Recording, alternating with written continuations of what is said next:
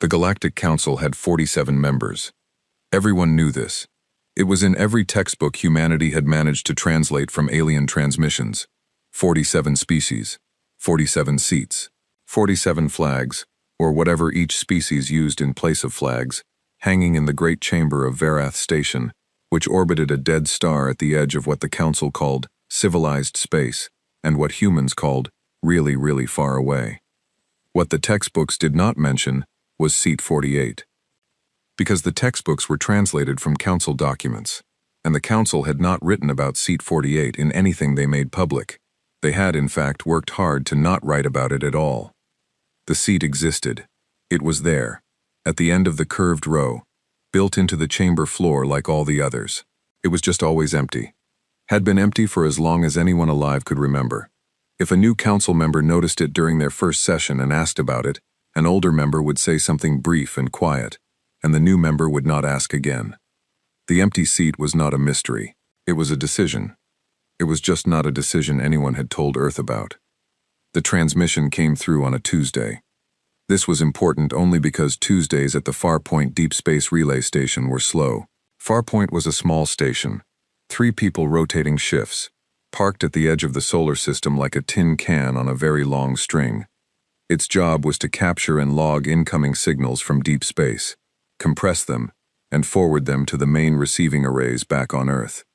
Most of what it caught was noise, cosmic static, the occasional alien commercial broadcast that had been traveling through space for decades and arrived scrambled and strange. On this Tuesday, it caught something else. The signal was tight, direct, and not aimed at Farpoint at all. It had been aimed at a Council internal relay 40,000 kilometers away. It missed. A calculation error somewhere in the transmission chain. A decimal point, a rounding mistake. The kind of thing that happens when you are routing administrative files across 40 light-years of space. The misdirected file hit Farpoint's array at 3:14 in the morning, station time.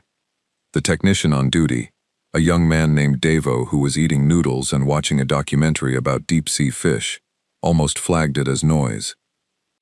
He almost did. But the encoding pattern was not noise. It was structured, clean. It had headers. Davo put his noodles down. It took him 6 hours to crack enough of the encoding to read the headers. The headers said, Galactic Council, Closed Session Transcript, Cycle 4471. He read that twice. Then he called his supervisor. His supervisor called her supervisor. Her supervisor called someone in a government building in Geneva who had a very particular job title that most people did not know existed. By the time the full transcript was decoded and translated, a process that took 11 days and involved 17 linguists working in rotation, the contents had already been read by enough people that keeping them quiet was no longer a question of if, but of when. The answer to when was 4 more days. Then it was everywhere. The transcript was 340 pages long in its translated form. Most of it was procedural, debates about trade routes, resource allocation, border disputes between species whose names humans could barely pronounce, standard governance, the kind of thing that would put anyone to sleep. But on page 187, the subject changed. Item 14, Unregistered Species Designation, Sol System, Third Planet. Humanity read page 187, the way a person reads a letter they find in a drawer that was not meant for them. Slowly, then again faster, then a third time, not because they did not understand it, but because understanding it took a moment to settle. The session had taken place 61 years ago. Most of the species represented were long-lived enough that the same individuals who had been in that room were probably still alive. They had gathered to discuss Earth, not to welcome it, not to begin a process of introduction or preparation. They had gathered to vote. The question on the table: should Seat 48, provisionally designated for the Sol System species colloquially identified as humans, be formally offered? The debate lasted, according to the transcript, 9 hours. Different council members said different things. Some argued that humanity was simply too new. Barely a few thousand years of recorded civilization. Barely a century of space travel. They were a child species, still figuring out their own planet. Premature inclusion would serve no one. Others argued something harder to read without feeling it in the chest, They said that humanity was not merely young. They said that the pattern of human history, the wars, the weapons, the speed with which they turned knowledge into destruction, suggested a species that would destabilize the Council, not contribute to it. They used a word that translated roughly as uncontainable. They used it more than once. One council member, a Venn elder named Ethos, according to the record, said very little. His contribution to the debate was 4 sentences. He said that the charter required consent of the designated species before a seat could be permanently closed. He said that no one had asked humanity. He said this was a procedural problem. He said he wished the record to reflect his concern. The vote was unanimous. 47 votes. 47 in favor of leaving seat 48 empty. The seat was not offered. No reason was given to Earth because Earth was not told. The matter was closed, filed, and buried under 61 years of other sessions, until a decimal point error and a young man eating noodles pulled it back into the light. Earth's reaction was not unified. This surprised no one who knew anything about Earth. Some governments were outraged. They called emergency sessions, demanded formal responses, drafted communiques addressed to the Council that no one was sure how to send. There were protests, some angry, some almost festive, humans holding signs that said things like, "We didn't even get to say no," and "Seat 48 is ours, actually." Some governments were embarrassed. The transcript had been translated by now into every major language, which meant everyone could read the parts about human history, the wars, the weapons, the words uncontainable. Some leaders said quietly that perhaps the Council had not been entirely wrong. They did not say this loudly.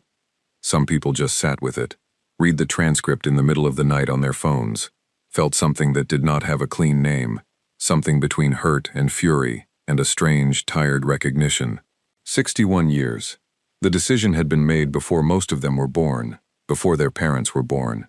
The universe had looked at humanity and made a choice, and then gone about its business, and no one had thought to mention it. The United Nations convened a special session. It lasted 4 days and produced a subcommittee tasked with producing a framework for producing a response. The subcommittee met twice and then got into an argument about jurisdictional authority over interstellar communications that was technically interesting and practically useless. This, too, was very human. Dr. Yara Osei watched the UN session on a screen in her apartment in Accra. She was 41 years old. She had spent the last 15 years working as a xenolinguist for a research consortium that advised several governments on alien language analysis. She had translated 11 distinct alien communication systems. She had written 3 books. She had given advice that had shaped 4 official Earth Council communication attempts, all of which the Council had received in silence and never answered. She had a mug of tea going cold on her desk, and a yellow legal pad covered in notes she had been making since the transcript was released. She watched the UN session with the specific expression of someone who has been waiting for a particular conversation to happen and is watching it not happen in real time. On the legal pad, she had written out Article 3 of the Galactic Council Founding Charter. She had a translation of the charter because translating it was one of the first things she had done when she got access to Council documents, 6 years ago. No one had asked her to. It just seemed like the kind of thing a person should do. Article 3, Clause 9 read, "No seat designated for a registered or provisionally registered species shall be permanently closed or reassigned without the documented consent of that species' recognized governing body." Earth had never given consent, because Earth had never been asked, because the session had been closed and the decision had been buried, which meant, as a strict matter of Council law, the vote was not final. Yara had been sitting with this for 11 days. She had cross-referenced it against 3 other clauses. She had checked the translation 4 times. She was not wrong. She picked up her phone and called her mother. "I'm going to do something," she said. "Good or bad?" Her mother asked. Yara thought about it. Possibly both. "Are you going to eat before you go?" "I'll eat on the way." The freighter was called the Marin Dusk. It was registered to a shipping company that ran cargo between Earth's outer stations and a Keth trading post at the edge of human-surveilled space. It carried industrial solvent, agricultural equipment, and 3,000 units of a processed protein supplement that smelled powerfully of synthetic cheese. Yara booked passage in the cargo section because the passenger section was full. She packed one bag: clothes, tablet, power cells, a paper notebook because she worked better on paper, 3 boxes of granola bars because she had made this kind of trip before in smaller ways, and she knew the food situation would be unpredictable. She did not tell her employer. Her employer would have felt obligated to tell the government, and the government would have felt obligated to convene a subcommittee, and the subcommittee would have argued about jurisdictional authority until Yara was old and the moment was gone. She filed a personal leave of absence form that cited family reasons, which was not entirely untrue. She considered all of humanity family, in the abstract, catastrophic way that people who care too much about the world tend to. She told her mother. She told her neighbor to water the plant on the kitchen windowsill. She took a transport to the outer station, where the Marin Dusk was docked. The cargo hold was large and mostly empty for this leg of the trip. Metal walls, overhead lighting, crates strapped along the sides. It smelled like solvent and synthetic cheese, and the particular cold that deep space freighters always carried. A cold that came not from temperature, but from the understanding of how much nothing was outside the walls. Yara found a clear space between 2 crates, put down her bag and sat. She pulled out the legal pad. At the top, she had written the names of all 47 council species in their own scripts, then in transliterated form, then with their phonetic pronunciations noted in the margin. Below each name was a short column of information: what they valued, what offended them, what gestures meant what silence meant in each culture, because silence meant something different in all of them, and she had learned long ago that the wrong kind of silence could end a conversation before it began. Below the names she had written, in plain letters: things that are true. They voted without asking us. The charter says they needed consent. They never got it. I have read the whole charter, twice. She looked at the list for a while. The freighter hummed around her, big engines pushing them through the dark. She did not feel brave. Bravery was not the word for what she felt. The word was closer to something like, this is the thing, and I am the person, and there is no good reason to wait. She had spent 15 years translating messages no one acted on. She had spent 15 years being the person who prepared the ground that other people did not walk on. She had spent 15 years being ready for a door that nobody opened. She was not going to wait for someone to open it. She reached into her bag and took out a granola bar, oats and honey, slightly crushed. She ate it slowly in the humming dark of the cargo hold while the solar system shrank behind her, the sun becoming one light among many, and then fewer, and then just the dark and the stars and wherever all of this was going. She crossed nothing off her list. She memorized everything. Vareth Station did not look like a seat of power. It looked like someone had started building a moon and then kept going past the point where any reasonable species would have stopped. It was not round. It was not any shape that had a clean name. It had been added to over 11,000 years by 47 different species with 47 different ideas about architecture, and the result was something vast and lumped and strange. Towers rising from platforms rising from rings, all of it connected by corridors and docking arms that jutted out at angles that made sense, probably, to whoever had designed them. It was the size of a small moon. It orbited a dead star that gave off no light worth mentioning. The station lit itself from inside, a low amber glow that leaked from thousands of windows and panels, and from a distance it looked almost warm, the way a lantern looks warm when you are standing in a cold field at night. Yara saw it through the small porthole above her crate. She had been on the Marin Dusk. For 19 days, she had eaten all 3 boxes of granola bars by day 14, and had spent the last 5 days eating the freighter crew's communal rations, which were nutritionally adequate and tasted like wet cardboard pressed into different shapes. She had read through her notes so many times that she had stopped needing to look at them. She had slept badly and thought constantly, and done the particular kind of waiting that is not passive at all but feels like holding a spring coiled in your chest. She pressed her hand to the porthole glass. Cold. The station grew as they approached. Then it kept growing. Then it was simply everywhere she looked, filling the view. And the Marin Dusk was a very small thing moving toward a docking arm that was itself bigger than most buildings Yara had ever been inside. She picked up her bag. The docking bay smelled like metal and something floral that was probably a cleaning agent used by whatever species maintained this section. The bay was sized for ships much larger than the Marin Dusk. Their freighter sat in it like a shoe left in a gymnasium. A crew member named Petros, who had been friendly to Yara in the tired, incurious way of people who meet too many strangers to be impressed by any of them, walked her to the bay's exit corridor. "End of the line for us," he said. "We pick up the next load in 6 days. You need a return berth?" "Not yet," Yara said. He looked at her in the way people sometimes looked at her when they had just understood something they probably should have figured out earlier. "You know this station doesn't take walk-ins." "I know," she said. He shrugged. He had clearly decided this was not his problem. "Good luck then." She walked into the corridor alone. The processing terminal was 300 meters down a corridor, wide enough to drive a truck through.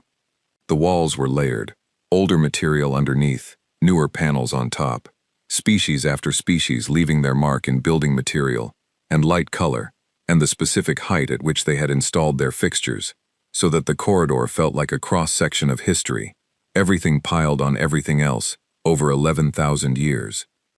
Yara had been to alien-managed stations before, smaller ones, transit hubs on the edge of explored space. She knew how to move, not too fast, not too slow, nothing that could read as aggression or fear. She kept her face neutral, and her bag on one shoulder, and she walked. The processing terminal had 6 windows. 5 of them were occupied by alien officials behind transparent panels. The 6th was closed. The line was short. There were 3 other beings ahead of her, a Keth trader, and 2 beings she could not immediately identify, covered in dark fabric from head to floor, waiting quietly. Yara joined the line. She waited. When she reached the window, the official behind the panel was a Ven, same species as Athos, though much younger, which in Ven terms still meant probably several hundred years old. The Ven had pale silver skin and eyes the color of fogged glass, and an expression that was not unkind, but was extremely practiced. The official looked at her, then looked at whatever identification she had submitted through the ship's docking registration, then looked at her again. "Sol system," the official said. It was not a question. "Yes," Yara said. "Species designation, human." "Yes." The official's expression did not change. They typed something. Read something on their screen. Typed again. A pause, the kind of pause that has weight in it, that is not empty but full of a decision being made, somewhere above the level of the person in front of you. "Your species holds no registration with the Galactic Council," the official said. "That's correct. Observer status requires prior application and approval from a minimum of 3 sitting council members." "I understand. Visitor transit requires species registration or a sponsoring registered member." "I understand that too." The official stopped typing. They looked at Yara with something that was not hostility, but was not warmth either. A kind of careful blankness, the face of someone who has a procedure, and is following it, and does not feel personal about it. "Then you understand," the official said, "that I cannot admit you to the station." "I do," Yara said. "I'd like to file a formal petition under Article 7 of the Council Visitor Protocols, requesting a hold on removal pending administrative review. I have the form." She put it on the tray below the panel. She had filled it out on the freighter, in her paper notebook, then transferred it to her tablet and formatted it correctly. She had the Article 7 citation at the top. She had her name, her credentials, her stated purpose. She had 3 copies. The official looked at the form, looked at Yara.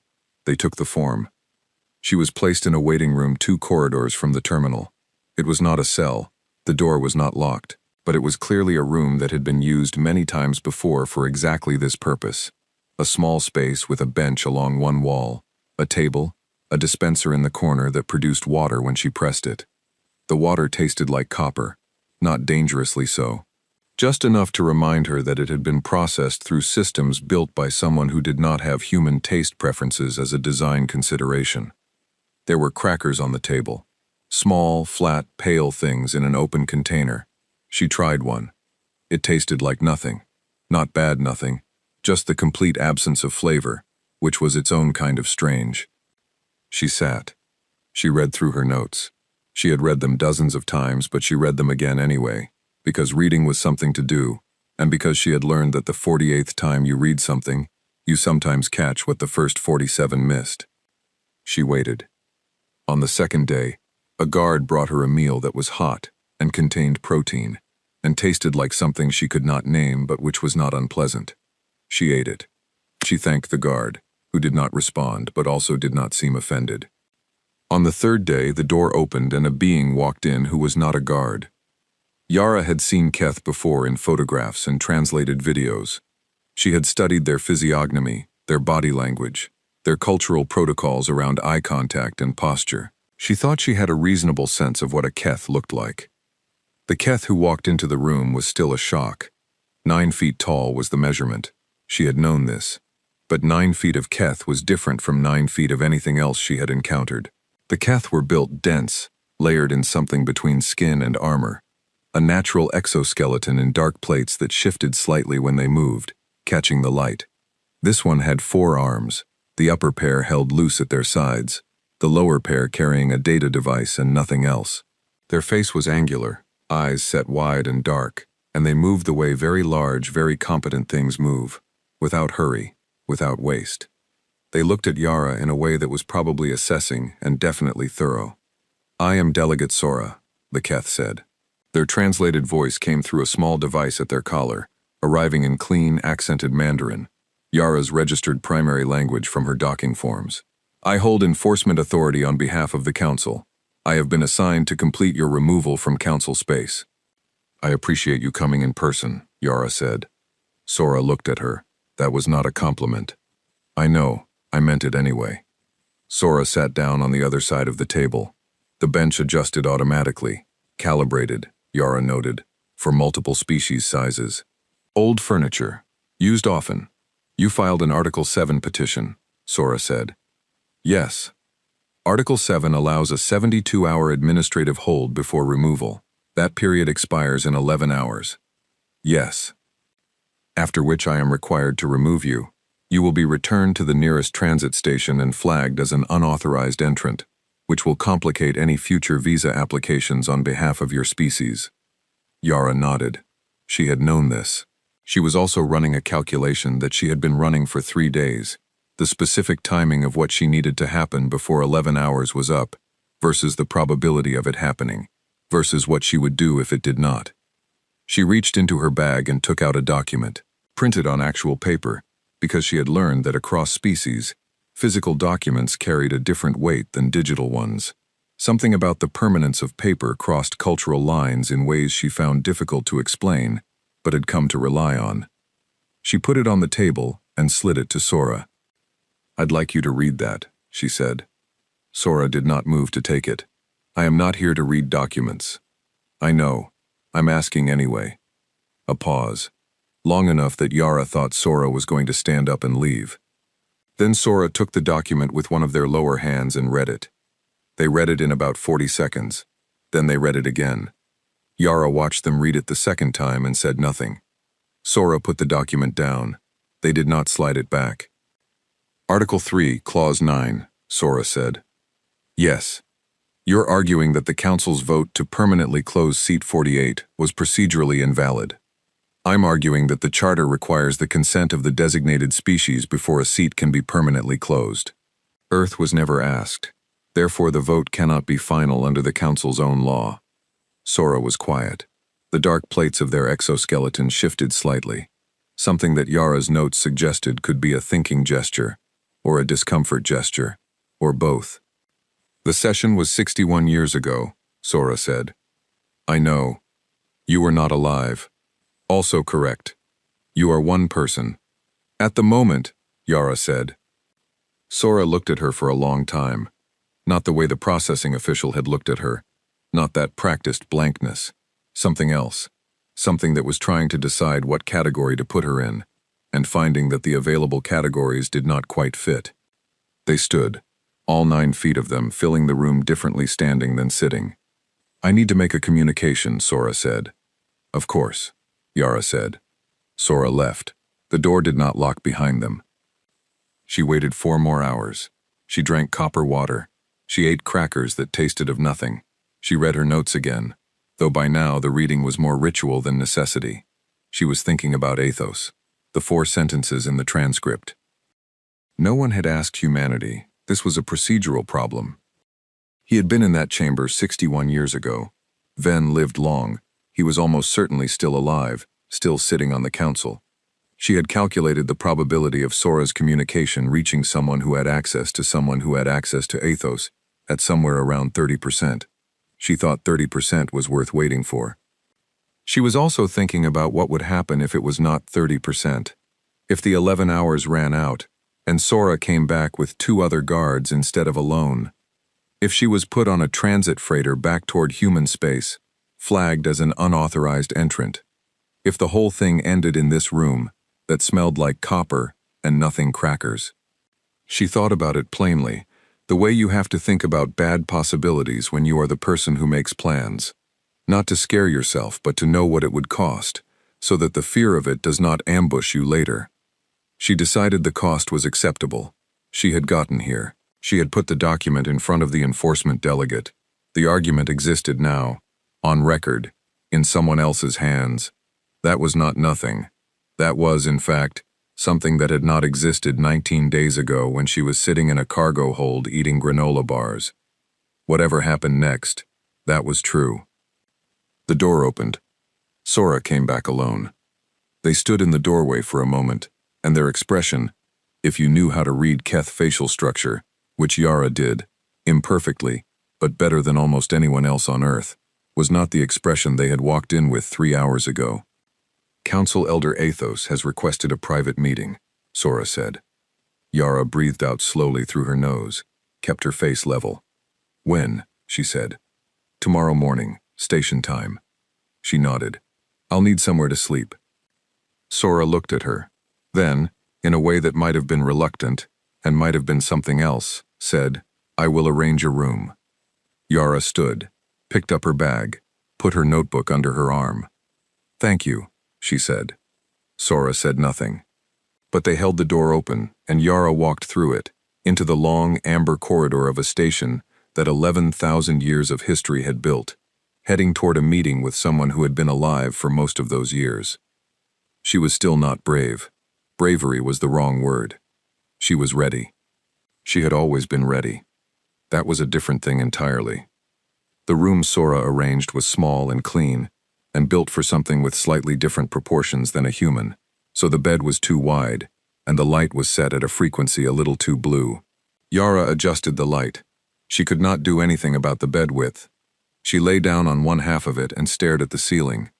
Tomorrow she would sit across from a being who was 4,000 years old, a being who had helped write the laws she was planning to use, a being who had been in the chamber when that vote was taken, who had said 4 sentences, and then been outvoted 46-1, and then gone home and lived another 61 years while the universe moved on.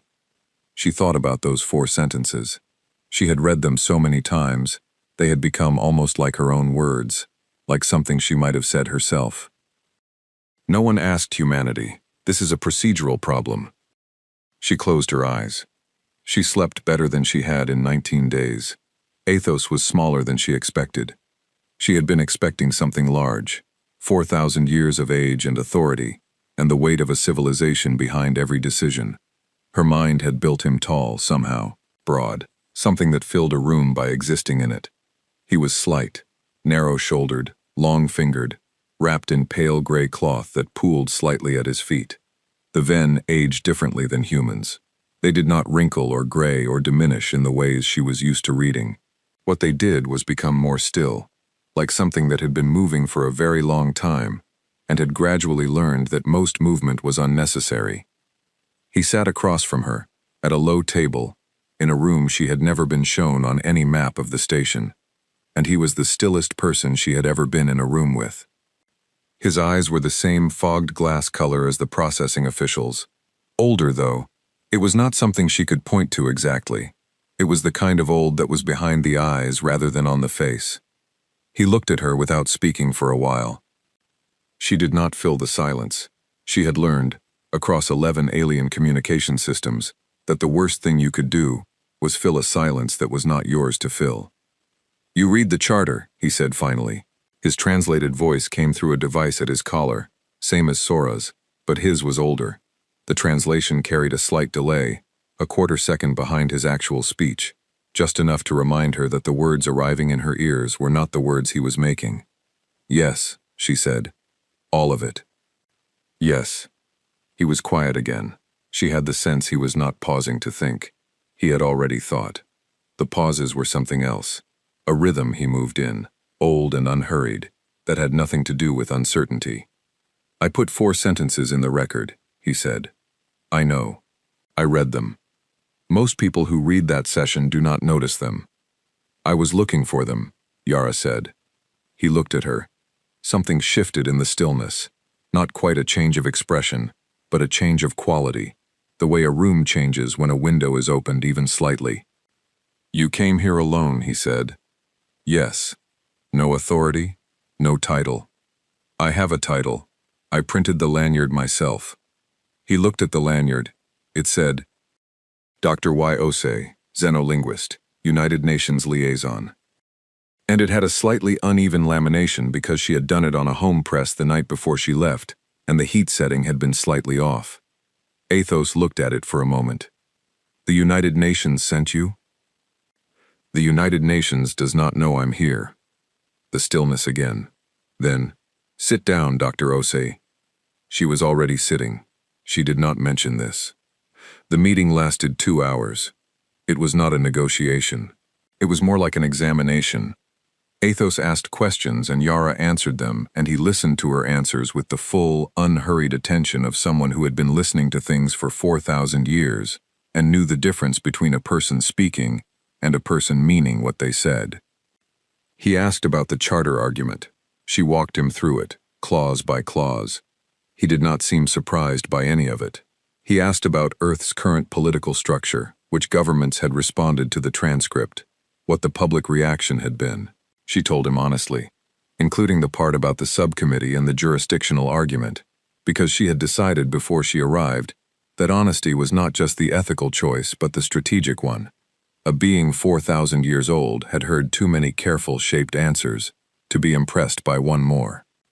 He asked why she had come alone. She thought about that for a moment. "Because if I waited for consensus," she said, "we would still be waiting when I was dead." He was quiet. "And because if I came with an official delegation," she continued, "they would have refused it at the dock and sent it home, and that would have been the end of it. One person is easier to say yes to than a committee. One person is also easier to say no to." "I know," she said. "I'm betting on the yes." He looked at her for a long time. "I can offer you a provisional hearing," he said. 48 hours from now. A closed session. 7 council members. Not the full body. You will have the opportunity to present your case." She felt the thing in her chest that she had been holding coiled for 19 days release very slightly, not all the way, just enough. "Thank you," she said. "Do not thank me yet," Athos said. 3 of the 7 members in that room voted in the original session. They have not changed their position in 61 years. "I know," she said, "and my ability to influence the outcome is limited. I can open the door. I cannot push you through it. I understand." He stood. She stood. He looked at her lanyard one more time, not unkindly. "You have 48 hours, he said. Sora found her in the corridor outside. This was not a coincidence. Sora, Yara had come to understand, did not end up places by coincidence. She moved with the deliberate economy of someone who knew exactly where they were going and had already decided what they were going to do when they got there. "The hearing was approved," Sora said, not a question. "Yes." Sora fell into step beside her. They walked. The corridor curved, long and amber-lit, past doors that Yara did not have access to, and junctions that led to parts of the station she had not seen. "You have 48 hours to prepare," Sora said. "I have my notes. Your notes cover species vocabulary and cultural protocol. The hearing requires legal argumentation in a format the Council will recognize." Yara glanced at her. I know the format. The 7 members you will face tomorrow. 4 of them respond to historical precedent. 2 respond to procedural logic. 1 responds to almost nothing, but she listens very carefully, and her vote is the most important, because she has never voted with the majority and never voted against it without reason. A pause. Her name is Counselor Dreva Ushet. She is Drevany. Do not make eye contact for more than 4 seconds at a time. They read sustained eye contact as aggression. Yara stopped walking. Sora stopped a step later and turned. Why are you telling me this? Yara said. Sora looked at her with the same expression she had used in the waiting room, that quality of trying to find a category and not quite finding one. I have removed 34 unauthorized parties from council space, Sora said. In 34 cases, the party arrived without preparation, without legal basis, and without a reasonable argument. They were removed, and the situation resolved cleanly. A pause. You arrived with a charter argument that Athos himself flagged 61 years ago, and no one has acted on since. That is not the same situation. So you're helping me because the argument is sound. I am telling you that Dreva Ushet does not like prolonged eye contact, Sora said. What you do with that information is your business. She walked on. Yara stood in the corridor for a moment, then she followed. They worked through the night. Station night, which was marked not by darkness. The station's internal lighting did not change much, but by a drop in ambient noise, fewer beings moving in the corridors, a quality of quiet that settled into the walls. Sora did not sit with her and coach her. That was not what happened. What happened was that Sora walked past her room twice with a data device, and both times left something on the table near the door. A summary of the 7 members' recent voting records, and then a document Yara did not recognize until she read the header, which told her it was the record of the last species admitted to the council, 340 years ago, including the format and structure of that species' successful hearing presentation.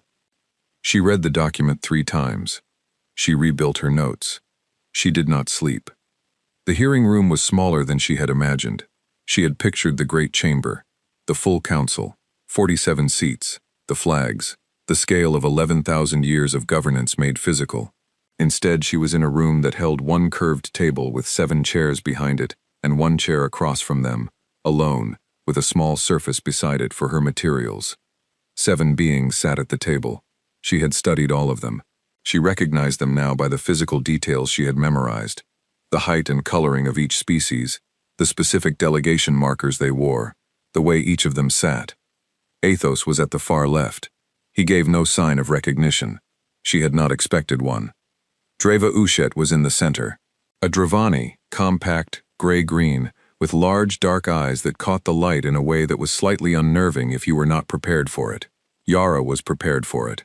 She looked at the counselor's face, held it for 3 seconds, then shifted her gaze to the left, then back. 3 seconds. Away. She had practiced this on the walkover. A being she recognized as Counselor Herath, a Keth elder who had been in the original session 61 years ago, looked at her the way she imagined someone looked at a recurring problem they had hoped would not recur. No one spoke first. This was protocol. The petitioner spoke first. Yara stood. "Thank you for hearing me," she said. "I will be brief." She had decided on brief. She had 45 minutes allocated. She planned to use 20. She had learned across 15 years of working with alien communication that nothing communicated confidence like not taking all the time you were given. She made the argument in 3 parts. First, the Charter, Article 3, Clause 9, the requirement for consent, the absence of any record of Earth being asked. She read the clause. She read the relevant section of the session transcript where the vote was taken. She said, plainly, that under the Council's own founding law, the vote was procedurally incomplete. She watched them as she spoke. Athos was still, which she expected. 2 others, the ones Sora had identified as responding to procedural logic, were paying close attention, the particular attention of people who are checking her work in real time. Herath's expression did not change. Dreva Ushet listened. Second, history. She had found 4 cases in the council archives, public archives, available to anyone who looked, where species had been excluded or marginalized without proper procedure, and where that exclusion had later cost the council significantly. She named them. She did not editorialize. She stated what had happened and what it had cost, and moved on. She watched Herath during this section. A small thing happened in the Keth elder's posture, not much. A degree of shift, she noted it. Third, the ask. She did not ask for full membership. She did not ask for voting rights. She asked for a trial period of 10 years. One representative. Observer status only. No vote. The right to sit in the chamber and listen. 10 years, she said. That's all. At the end of 10 years, you evaluate. You decide whether the presence of a human representative in this chamber has been harmful or not.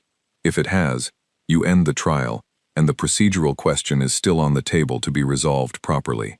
If it has not, you have 10 years of actual evidence instead of 61 years of assumption. She sat. The room was quiet. The questions came for 40 minutes. She answered them all. Some were procedural. 3 counselors who wanted to test the charter argument from different angles. She held. The argument was sound, and she knew it was sound, and the knowing gave her something solid to stand on. Herath asked her why Earth had not made this argument sooner. She said, honestly, that Earth had not known about the session until 11 days before she boarded a freighter. She said that the moment Earth knew, she had come. You, personally, Herath said. It was not quite a challenge, more like something being verified. Me, personally, she agreed. Dreva Ushet asked one question.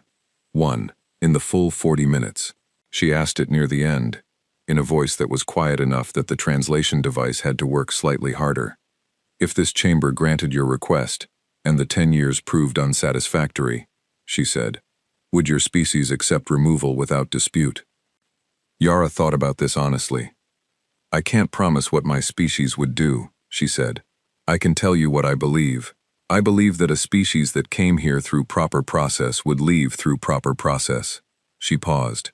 I also believe that a species that was excluded without proper process, and discovered it, and was then excluded again without proper process. That's a different situation. That's not a promise I can make on their behalf. Dreva Ushet looked at her for 4 seconds. Yara counted. Then the counselor looked away. The deliberation was private. Yara was moved back to the waiting room. The same one, the copper water, the nothing crackers. She sat. She did not pace. She had never been a pacer.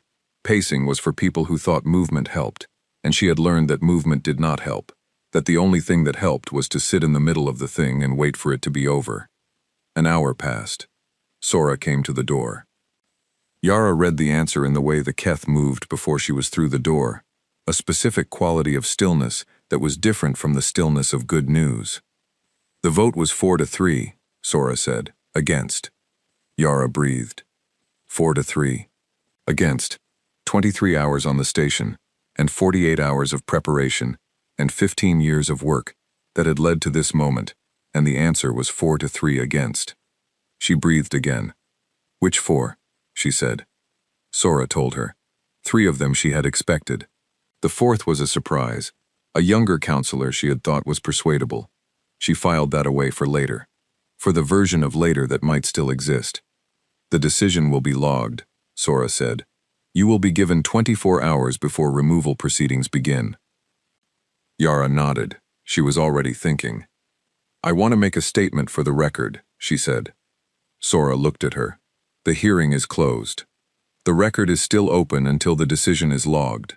I have the right to submit a statement of response under the same Article 7 that kept me here this long. I looked it up. A pause. You looked it up. On the walk over, I had time. Sora said nothing for a moment. Then, I will inform the clerk. The statement was 2 sentences. She submitted it in writing, in the council's formal administrative language, which she had been able to read imperfectly for 3 years, and had spent the last 6 hours on the freighter practicing into something closer to correct. It read, I note for the record that the previous vote on this matter was taken without the knowledge or consent of the species it concerned.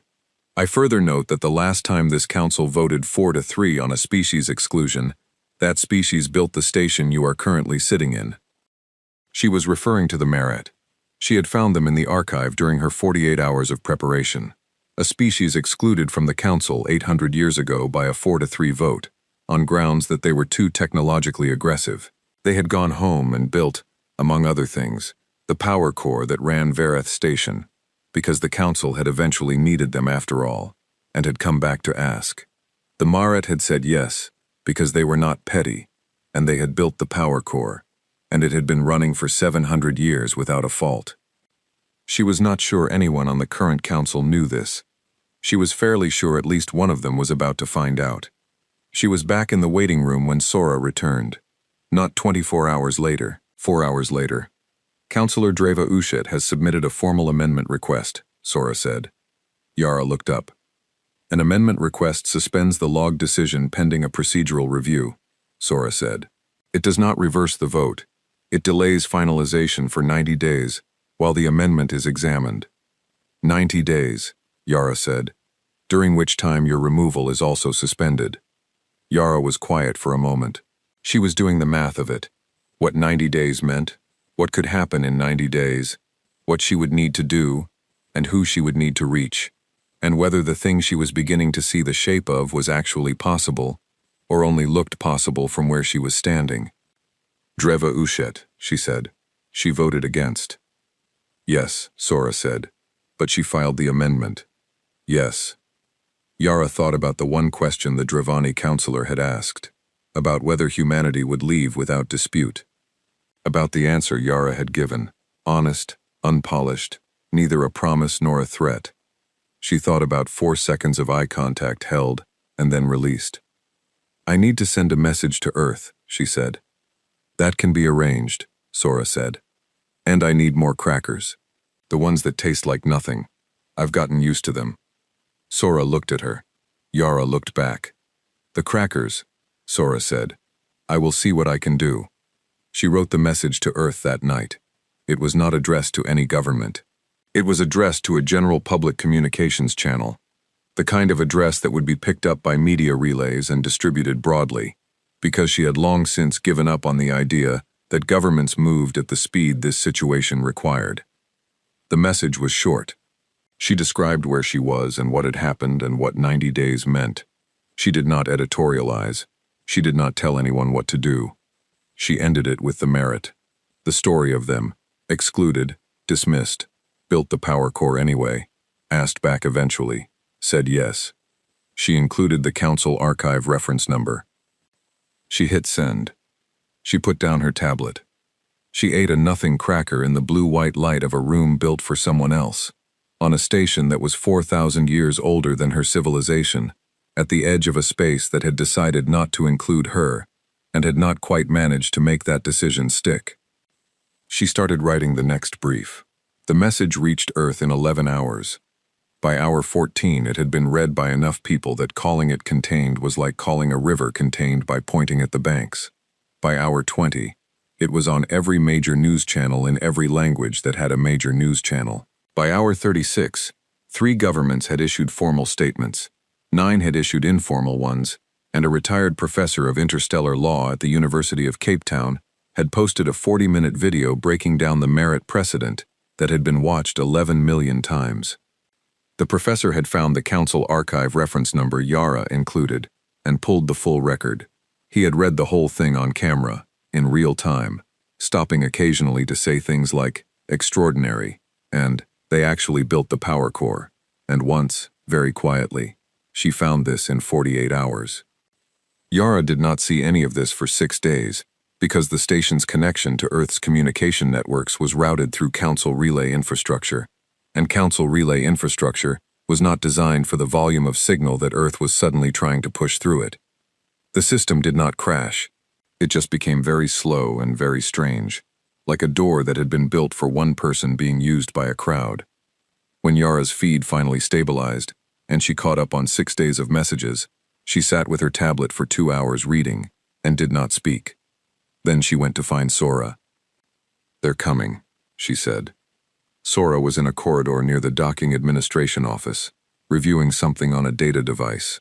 She looked up.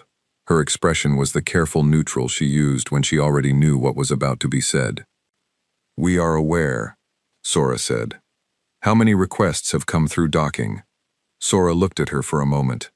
31 transit applications in the last 4 days, Species designation, human. Stated purpose, council business. Yara absorbed this. Transit applications, not visitor requests. Correct. Transit through council space requires only species registration, which humans do not have, and a sponsoring registered member. A pause.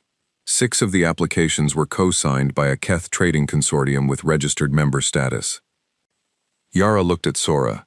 Sora looked at her data device. A Keth trading consortium, Yara said. A legitimate registered entity, Sora said, not looking up. With full co-signing rights under council transit law. Yara said nothing for a moment. She was thinking about the jazz concert she had read about in the messages. Someone had apparently organized a human musician to perform in the station's common atrium, and that performance had drawn a crowd of several species.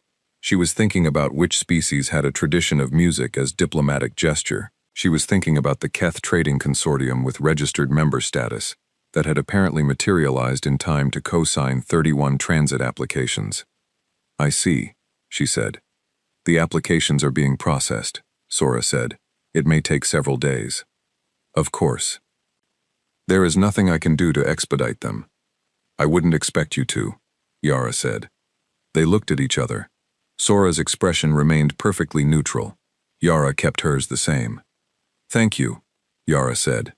I haven't done anything, Sora said. I know, Yara said, and left. They arrived over the following 10 days. Not all at once. The transit approvals came through in batches, and the travel times varied depending on which freighters people had managed to book passage on. But they came steadily, in a stream that the docking bay had not been designed to process at this volume, and was managing anyway, because the volume was still small enough that managed was the right word. Barely. Yara met each group at the docking bay. This was not required. No one had asked her to. She did it because someone needed to. Because the first thing any of them saw when they cleared docking should be a human face and a calm voice. Because the worst possible outcome of the next 84 days was humanity arriving on Verath Station and behaving in ways that confirmed every concern the council had ever had. She had written a set of guidelines before the first group arrived. Not rules. She had no authority to enforce rules. Guidelines. Suggestions.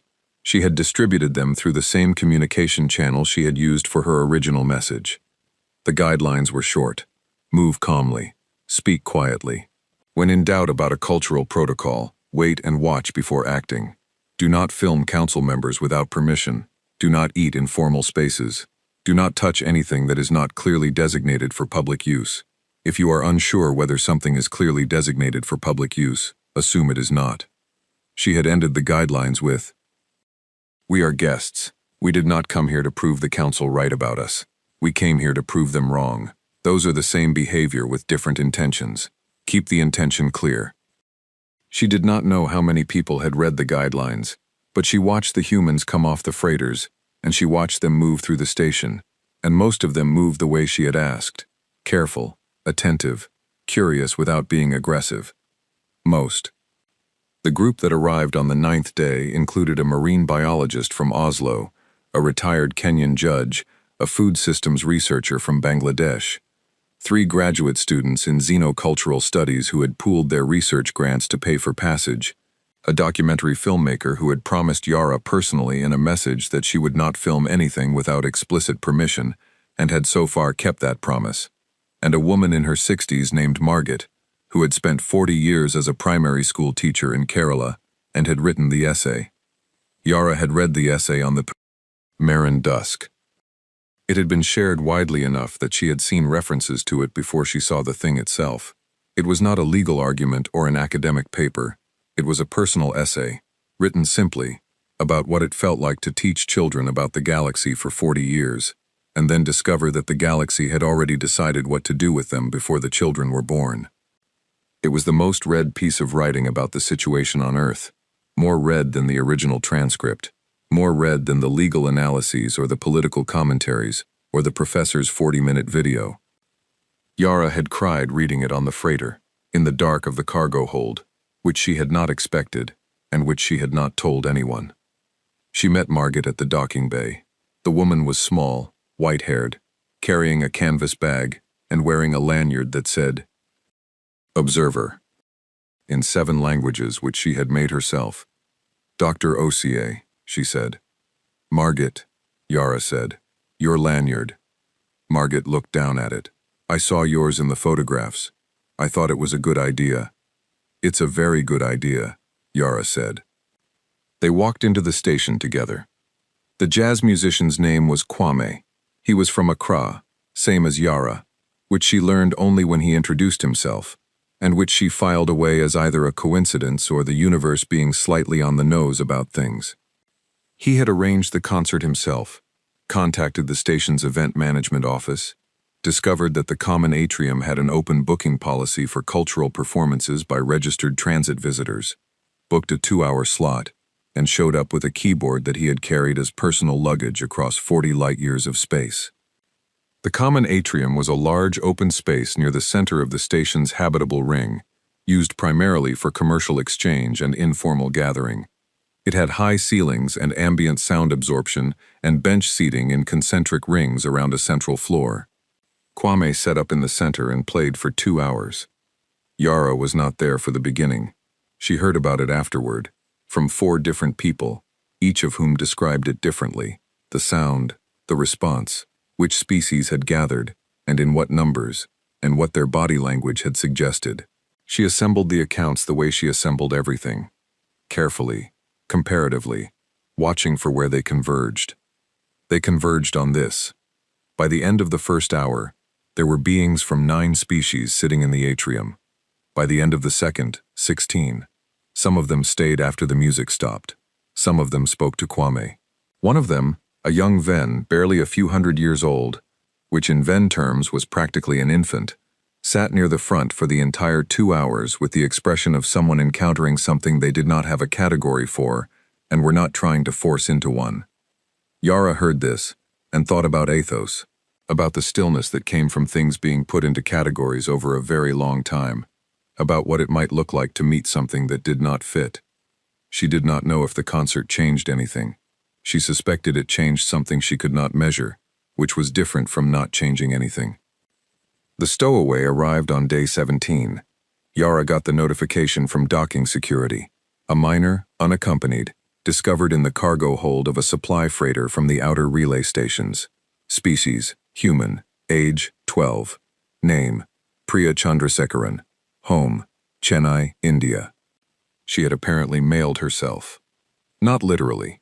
What she had done, as best as the docking security report could reconstruct, was identify a youth cultural exchange program that had a registered transit agreement with the station, enroll herself in it without parental knowledge, and then travel on the exchange freighter without being assigned to the exchange program group, which technically made her a stowaway, though the security report noted that the distinction between enrolled and non-enrolled participants had not been well enforced on that particular freighter, which was a problem for the exchange program to sort out.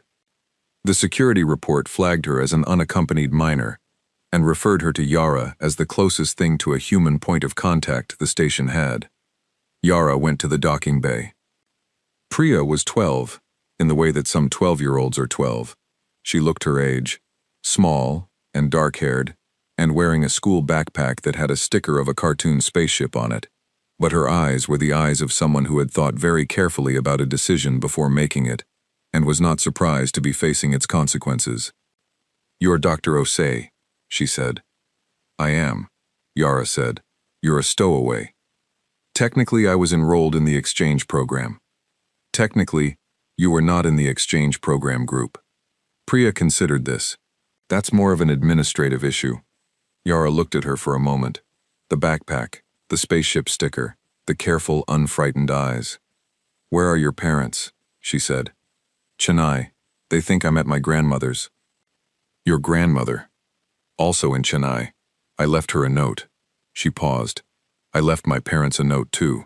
I explained everything." "Priya," Yara said, "how long have you been planning this?"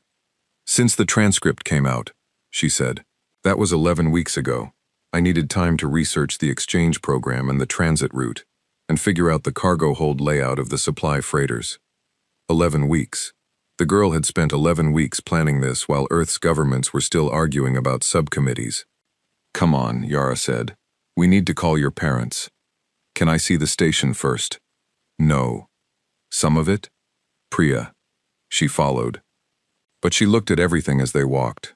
The walls, the corridor architecture, the species passing them, each one a different shape and size and way of moving through space. She looked the way Yara had looked when she first arrived, except without the practiced neutrality, just open, taking it in. Yara called her parents from her room. The conversation was difficult. Her mother cried. Her father was very quiet in the way that meant he was either furious or terrified, and probably both. Yara explained the situation, explained that Priya was safe, arranged for a return transit berth in 5 days on the next freighter heading toward human space. Priya sat on the floor with her backpack in her lap and said nothing during the call. When it was over, she looked at Yara. I read the hearing transcript, she said. It's not public, Yara said. It leaked, Priya said. Also the professor's video, and your guidelines, and Margit's essay. She paused. You cried reading the essay. Yara looked at her. That is not public information. You mentioned it in a message reply to someone, and they put it in an article. Priya's expression was not unkind. Are we going to get the seat? Yara was tired, 53 days into 90, and she was tired in a way she had not been since the first week on the freighter. The specific tiredness of a person who has been carrying a thing carefully for too long. I don't know, she said honestly, but they know our name now. They won't forget it. Priya thought about this for a long time, a real long time, the kind of pause that a 12-year-old with something to say holds while she makes sure she has it right. That's not a yes, she said. No, Yara agreed. But you think it's better than a yes. Yara looked at her. Because a yes right now could get taken back, Priya said. But knowing our name, that stays, right? Yara was quiet for a moment. Go to sleep, she said. You have a tour of the atrium tomorrow.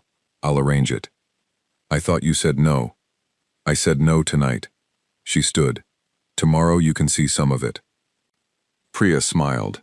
It was a full, uncomplicated smile, the kind that 12-year-olds had before the world taught them to hold things back. Yara turned off the light and went back to her own room and sat with the brief she was writing. On day 68, 3 sitting council members announced retirement. This was not unusual. Council members served long terms, but they were not permanent, and resignations and retirements happened. What was slightly unusual was the timing, and what was more unusual was that all 3 announcements included, in their formal statements, a passage about the importance of generational renewal in governance and the value of perspectives shaped by the current era rather than past ones. It was the most diplomatic possible way of saying, the world has changed and perhaps the people making decisions about it should reflect that.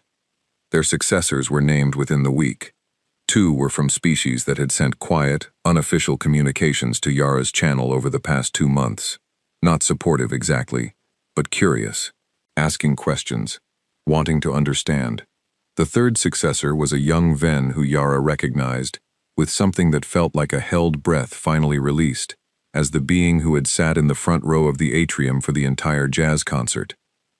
She did not tell anyone about the 3rd one. She wrote it in her notebook and then closed the notebook and sat with it privately, the way you sit with something that is not yet real and might not become real, and which you are therefore afraid to want too openly. Sora found her the next morning. The amendment review is closing, Sora said. Dreva Ushet has submitted her findings. A new vote will be called within the week. Which way does it go? Yara said. Sora looked at her with the expression she had been using since the waiting room, the one that had never quite found its category. I think, Sora said carefully, that you should be in the chamber when the vote is called. Yara understood what this meant. It was not a prediction. It was something else, the smallest possible statement of a thing that could not be said directly by a person whose job required neutrality, and who had been not quite helping for 90 days. I'll be there, Yara said. Priya had gone home 3 weeks ago on the scheduled freighter. She had sent one message since then.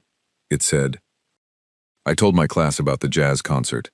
My teacher asked how I knew so much about the station. I said I read about it. You're welcome for not getting you in trouble. Yara had read the message 4 times.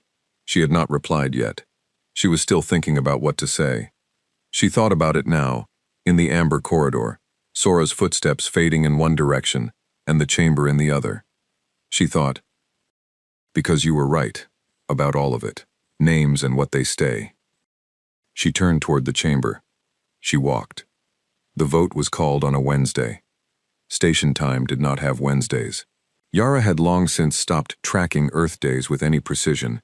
The station ran on a cycle slightly longer than 24 hours, and she had adjusted to it the way the body adjusts to things when it has no other choice.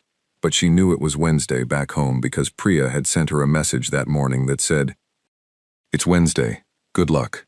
My whole class is watching." And then, after a pause that Yara could feel even through the text, "I told them you'd be okay. Was that okay to say?" Yara had read it in the corridor outside the chamber. She had written back, "Yes, that was okay to say." Then she had put her tablet in her bag and walked in. The full chamber was different from the 7-member hearing room. She had known it would be different. She had read descriptions of it, seen translated diagrams, studied the seating arrangement and the protocols.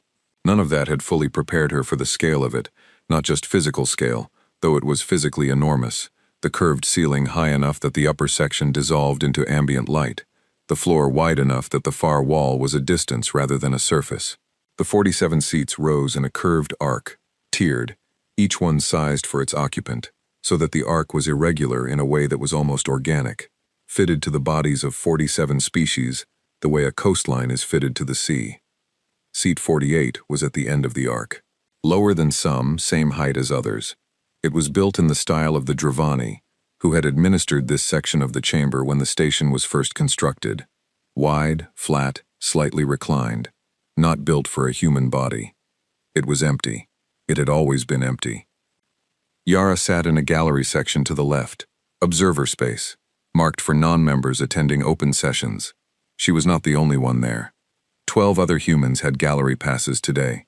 The marine biologist, the judge, the graduate students, Margit, in her handmade lanyard, Kwame, who had stayed long past his original transit permission because the Keth Trading Consortium had continued to find reasons to extend it. They sat quietly. Yara had not told them to be quiet. They had decided it themselves. Below, the 47 council members filed in. The 3 new members were among them, different from their predecessors in small ways that only someone who had studied the seating chart would notice. The young Ven sat in a seat near the center and arranged themselves with the careful stillness of someone trying very hard not to look like they were trying hard. Athos was in his usual seat. He had not looked up at the gallery. He did not look up now. Dreva Ushet sat in the center. She looked at her data device, then set it down, then folded her hands on the surface in front of her in a gesture that Yara recognized from her notes as Dravani formality, the body arranging itself for something that mattered. The chamber quieted. The session was called to order. The amendment review was presented first. Dreva Ushet delivered it herself, which was not required but was not unusual for a counselor who had initiated the amendment. She read it in the formal council language, which Yara followed in translation through a small earpiece the station had provided to gallery observers.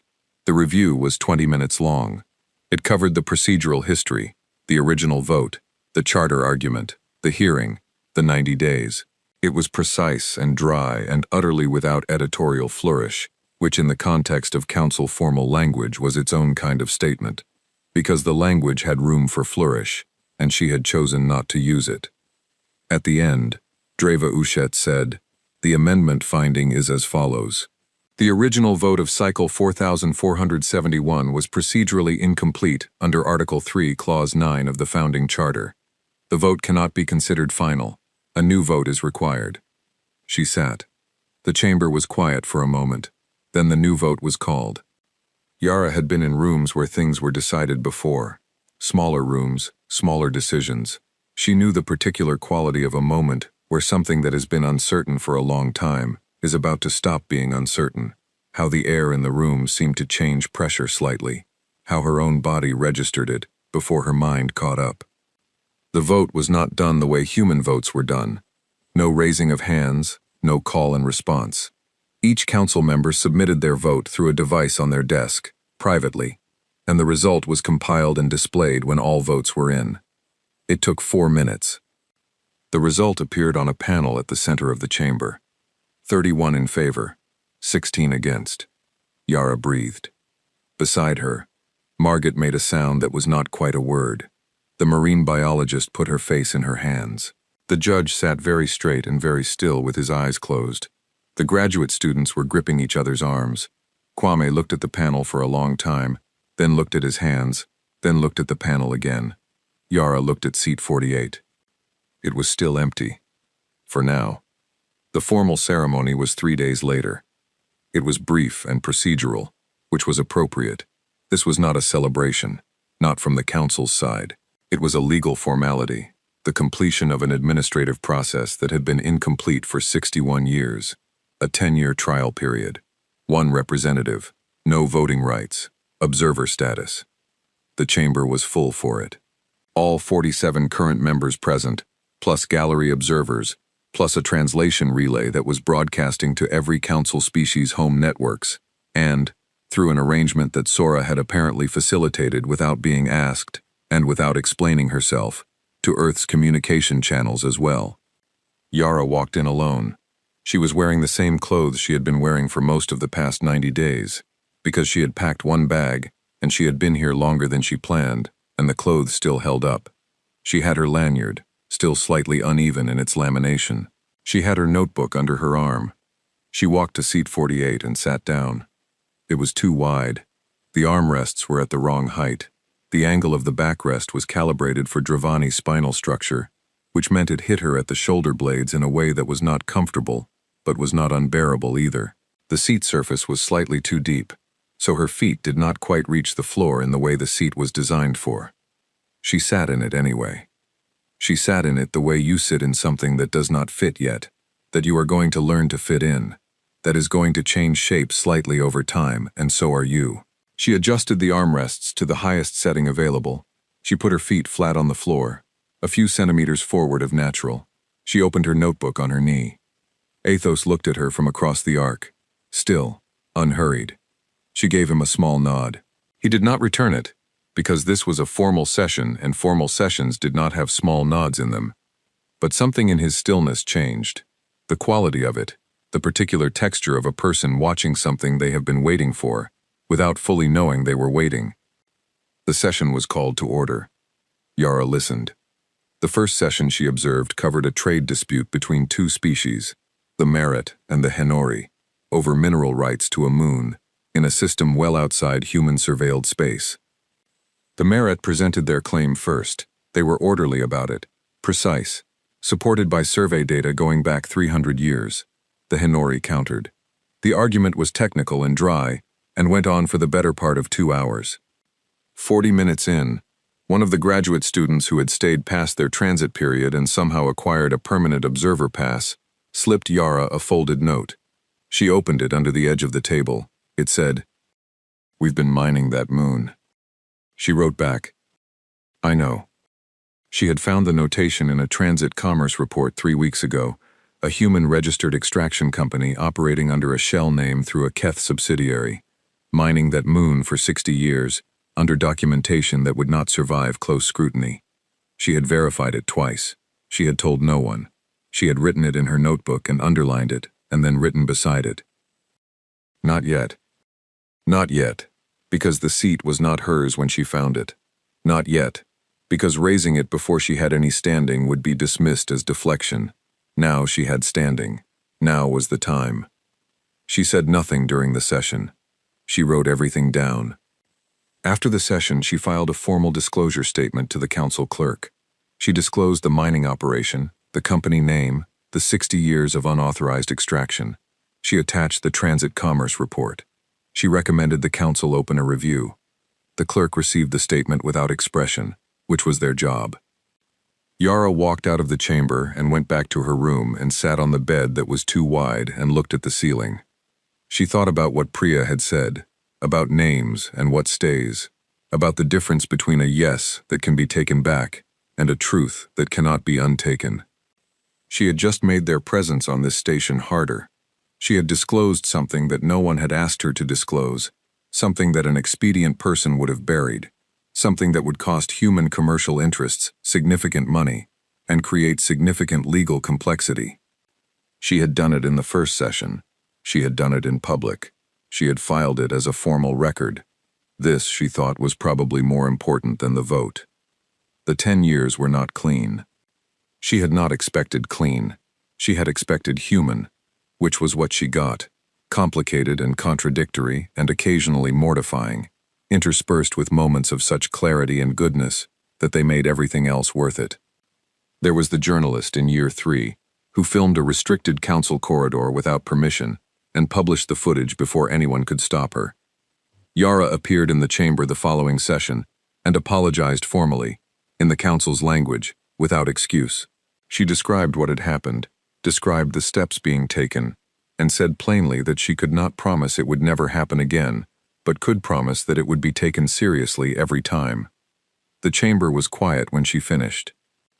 Herath, the Keth elder who had been in the original session, who had looked at her 61 years ago in that first hearing, with the expression of a recurring problem, said, "The apology is noted." That was all.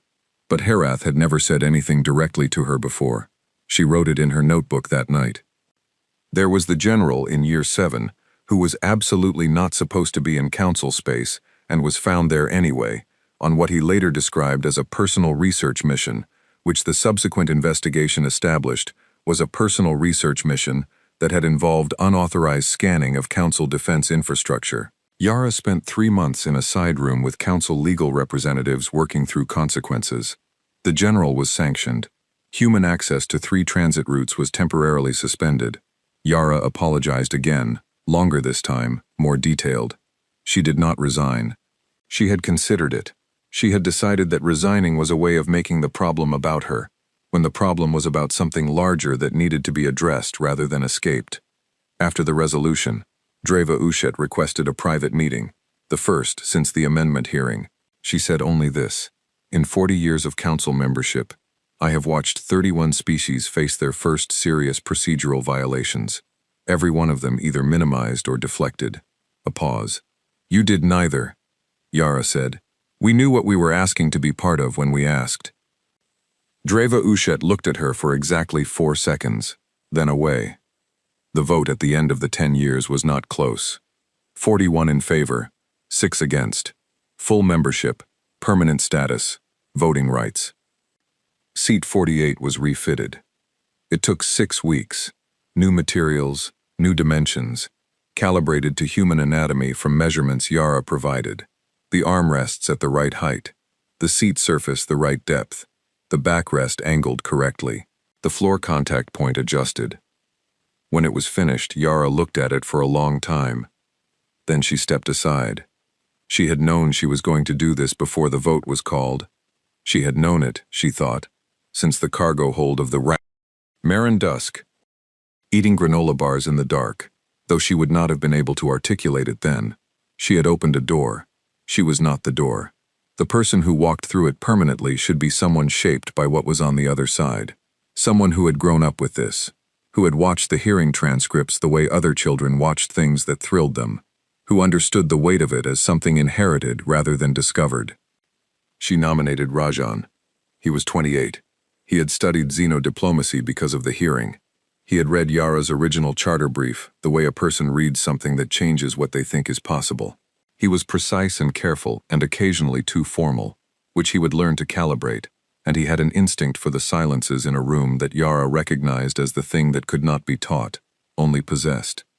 The nomination was confirmed. Rajan sat in seat 48. It fit. The reception after the ceremony was held in the common atrium, the same space where Kwame had played for 2 hours, and 16 species had gathered. The atrium had a different quality now than it had 10 years ago. Things had been added to it, changed, adjusted, small marks of the various species that had used it over the years, which was how the whole station had been built, layer on layer, one thing added to another, over 11,000 years, until the result was something that had no clean name but was unmistakably itself. Yara stood near the viewport. The dead star outside gave no light worth mentioning.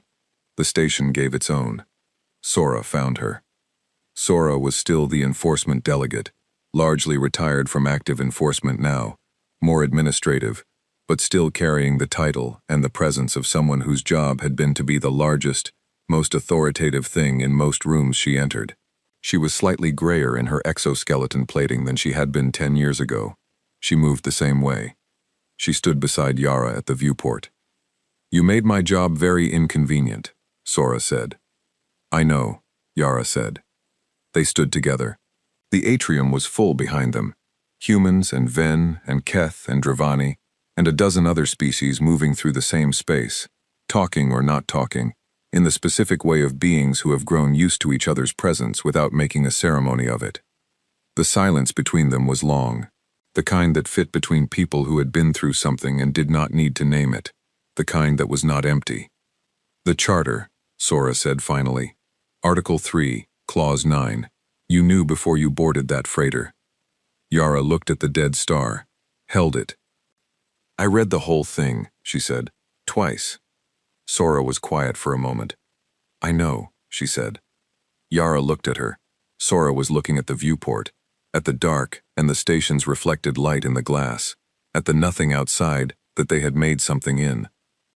"The Keth Trading Consortium," Yara said, quietly, not quite a question.